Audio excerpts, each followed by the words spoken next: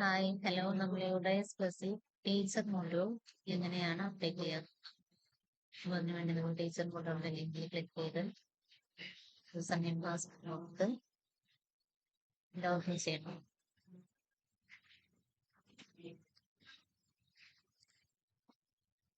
Then click here. ഇവിടെ നമ്മുടെ സ്കൂളില് കഴിഞ്ഞ വർഷം നമ്മൾ മീറ്റ് ചെയ്ത് വെച്ച ടീച്ചേഴ്സിന്റെ എണ്ണം ഉണ്ടായിരിക്കും. ഈ ടോട്ടൽ സ്കൂളാണെങ്കിൽ ടോട്ടൽ 12 ടീച്ചേഴ്സ്, ഇത് ഇൻകംപ്ലീറ്റും 12. ഈ ടീച്ചിങ് സ്റ്റാഫിനെയും നോൺ ടീച്ചിങ് സ്റ്റാഫിനെയും ക്ലിക്ക് ചെയ്തിട്ട് ഓരോ ടീച്ചർ എടുത്താൽ ക്ലിക്ക് ചെയ്യണം. ഫോർ എക്സാമ്പിൾ ഇതിൽ ക്ലിക്ക് ചെയ്യണം. ദെൻ ഇവിടെ ഓരോ ടീച്ചറിന്റെയും ഡാറ്റ ഉണ്ടാവും. ടീച്ചറിന്റെ ഡാറ്റയിൽ general profile, appointment, teaching profile, training and other details, അങ്ങനെയുള്ള എല്ലാ കാര്യങ്ങളും അപ്ഡേറ്റ് ചെയ്ത് സേവ് ചെയ്ത് വെക്കാം. ദെൻ ഏതെങ്കിലും ടീച്ചേഴ്സ് സ്കൂളിൽ നിന്ന് ലെഫ്റ്റ് ചെയ്ത ടീച്ചറാണ്, റിട്ടയർമെന്റ് ആയിട്ടോ ട്രാൻസ്ഫർ ആയിട്ടോ ലെഫ്റ്റ് ചെയ്ത ടീച്ചറാണെങ്കിൽ നേരെ ലെഫ്റ്റ് സ്കൂളിൽ നിന്ന് ഓപ്ഷൻ ചെയ്യും. അത് ക്ലിക്ക് ചെയ്ത് കഴിഞ്ഞാൽ അതിന് റീസൺസ് കൊടുക്കും. അപ്പോൾ നമുക്ക് ആ ടീച്ചറിന്റെ ഓപ്ഷൻ സെലക്ട് ചെയ്ത് ആ ടീച്ചർ സ്കൂളിൽ നിന്ന് ലെഫ്റ്റ് ചെയ്യാം. അങ്ങനെ ട്രാൻസ്ഫർ ആയി പോകുന്ന ടീച്ചേഴ്സിനൊക്കെ ലെഫ്റ്റ് ചെയ്താൽ മാത്രമേ മറ്റു സ്കൂളുകളിൽ ആ ടീച്ചറെ ഇമ്പോർട്ട് ചെയ്യാൻ പറ്റുകയുള്ളൂ.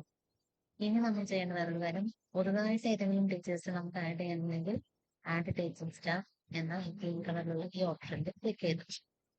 ആഡ് ടീച്ചിങ് സ്റ്റാഫിൽ ക്ലിക്ക് ചെയ്ത് കഴിഞ്ഞാൽ ആ ടീച്ചറിന്റെ ബേസിക് ഡീറ്റെയിൽസ് എല്ലാം സേവ് ആൻഡ് നെക്സ്റ്റ് കൊടുക്കും. ടീച്ചറിനെ നമുക്ക് അപ്ഡേറ്റ് ചെയ്ത് സ്കൂളിൽ ടീച്ചറായിട്ട് സേവ് ചെയ്യും. ദെൻ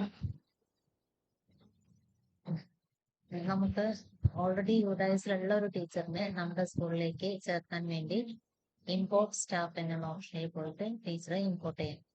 വ്യത്യാസം മനസ്സിലായെന്ന് വിചാരിക്കുന്നു. ഈ ആഡ് ടീച്ചിങ് സ്റ്റാഫ് എന്നുള്ള ഓപ്ഷൻ നിലവിൽ യൂഡൈസിൽ ഇവിടെ ഇല്ലാത്ത ടീച്ചറിനെ ആഡ് ചെയ്യാനാണ്.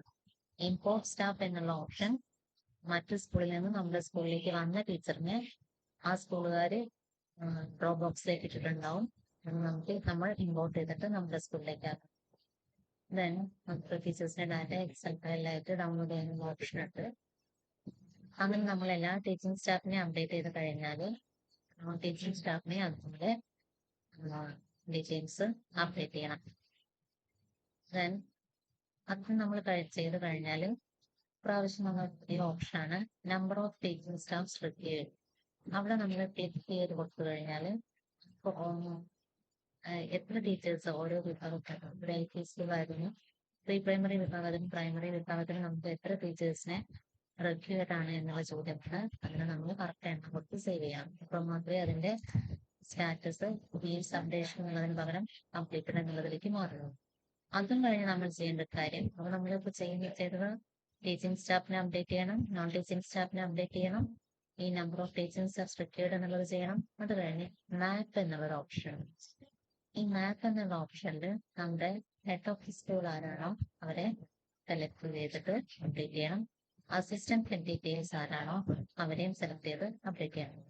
ഇത്രയും ചെയ്ത് കഴിഞ്ഞിട്ട് വേണം നമ്മൾ ക്ലിക്ക് ഹിയർ ഫോർ സർട്ടിഫിക്കേഷനിലേക്ക് പോവാം. അതായത് മാർക്ക് കംപ്ലീറ്റ്ലി എന്നുള്ള ഓപ്ഷനിലേക്ക് വരുള്ളൂ. അപ്പോൾ ഇത്രയും കാര്യങ്ങൾ നമ്മൾ ടീച്ചർ മൊഡ്യൂളിൽ അപ്ഡേറ്റ് ചെയ്യാനുണ്ട്. എല്ലാ സ്കൂളുകളും പെട്ടെന്ന് തന്നെ കംപ്ലീറ്റ് ചെയ്തോളൂ. Thank you.